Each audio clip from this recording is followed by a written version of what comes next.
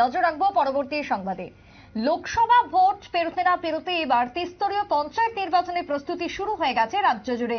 ইতিমধ্যে পঞ্চায়েত নির্বাচনের ক্ষেত্রে পোলিং স্টেশনের যে তালিকা সেই তালিকা প্রকাশ করলো নির্বাচন কমিশনার শরদিন্দু চৌধুরী। ইতিমধ্যেই আসন্ন ত্রিস্তরীয় পঞ্চায়েত নির্বাচনকে সামনে রেখে আজ পোলিং স্টেশনের তালিকা প্রকাশ করা হলো। যাবতীয় কাজকর্ম চলছে এমনটাই জানালেন কমিশনার শরদিন্দু চৌধুরী। 35টি ব্লকের অধীন 606টি গ্রাম পঞ্চায়েতের খসড়া পোলিং স্টেশন প্রকাশ করা হয়েছে। আগামী 6 জুন খসড়া ভোটার তালিকা প্রকাশ করা হবে।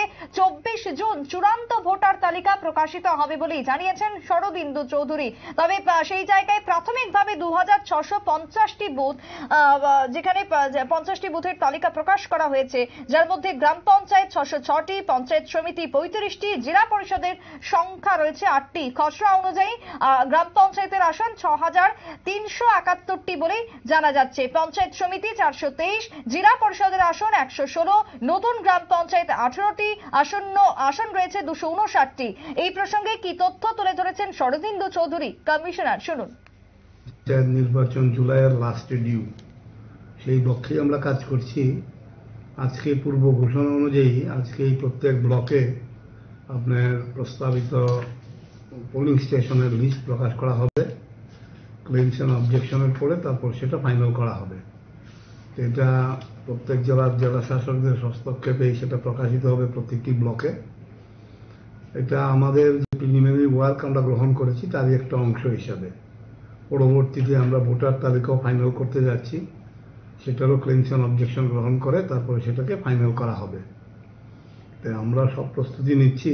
আপনার আগে আমি বলেছি যে এই মাসের শেষ নাগাদ আমরা গভর্নমেন্টের কাছে যাব। প্রিলিমিনারি শেষ করার পরে ঠিক কোন ডেটে ইলেকশন করা হবে সেটা গভর্নমেন্টের কনসেন্ট করার জন্য। আমাদের যে লক্ষ্য জুলাই মাসের লাস্টে হোল্ড করা, সেই লক্ষ্যে আমরা কাজ করে যাচ্ছি। প্রিলিমিনারি কথা হয়েছে, গভর্নমেন্টের তো কনসেন্ট আছে বলেই তো আমরা এগিয়ে যাচ্ছি।